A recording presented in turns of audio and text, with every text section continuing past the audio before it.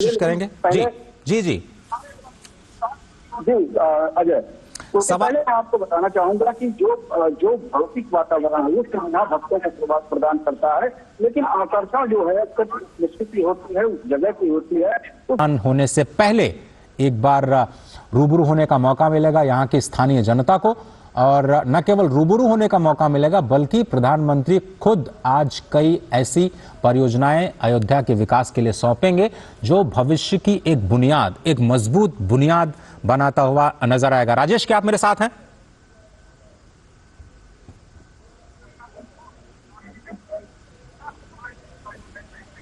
राजेश या शैलेंद्र, क्या आप में से कोई मुझे सुन पा रहा है? हाँ, मैं अजय जी आपकी आवाज सुन रहा हूँ।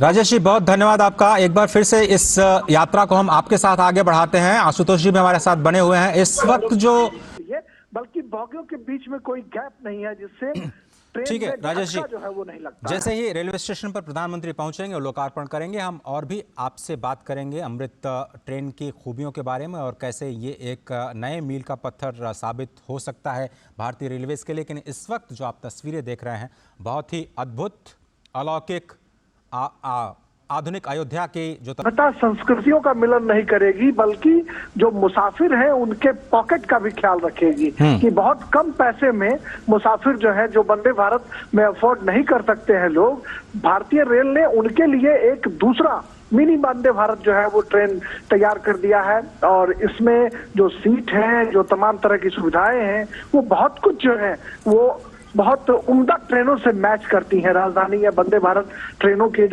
में जो बहुत सारी चीजें हैं उससे मिलती जुलती ये ट्रेन है। और ऐसे में अगर आने वाले दिनों में सवारी गाड़ियों के परिचालन पर या इन ट्रेन कि भारत विश्व का हृदय है, और विश्व जब हम कहते हैं तो विश्व शब्द का अर्थ केवल ये वास्तविक दुनिया जो हम आज देख पाते हैं 183 देशों की, वो दुनिया हमारे संस्कारों में, हमारी संस्कृति में विश्व नहीं है, बल्कि विश्व का जो मतलब है, जो अर्थ है, वो विष्णु सहस्त्र नाम में पहला ही नाम भगवान विष्णु का विश्व है। और अनंत अनंत ब्रह्मांड उस विश्व में, उस विश्व शब्द में समा जाते हैं।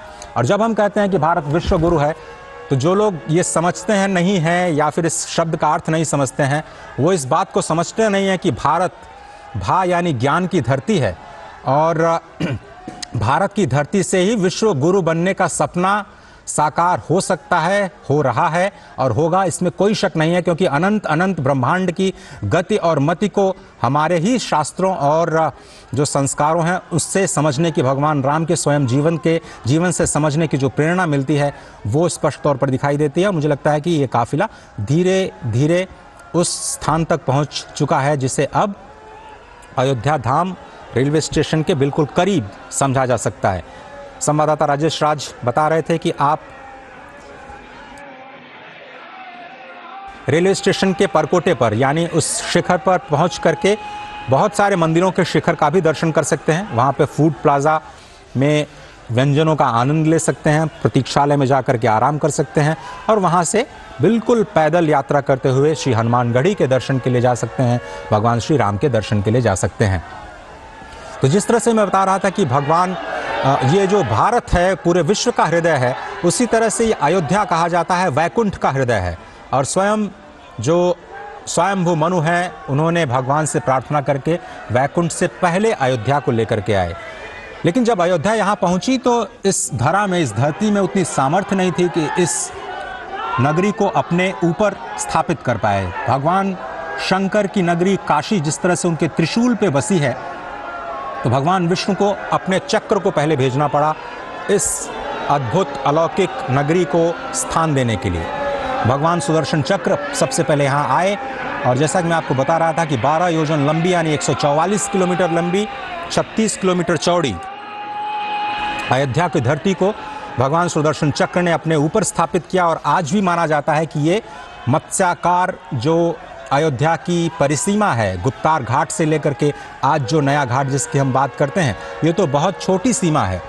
लेकिन आप 144 केंद्र अगर आप उस राम जन्मभूमि को मान लें तो 144 किलोमीटर का दायरा आप अयोध्या को मान सकते हैं स्कंद पुराण के आधार पर।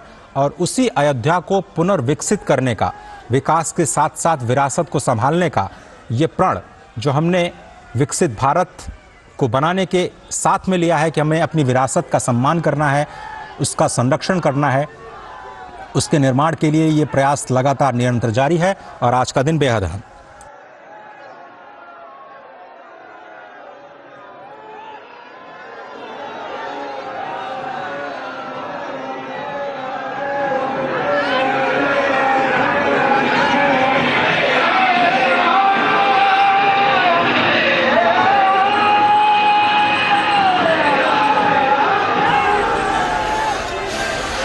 हमारे संवाददाता शैलेंद्र मिश्र, राजेश राज और आशुतोष शुक्ल लगातार स्थिति पर नजर बनाए हुए हैं।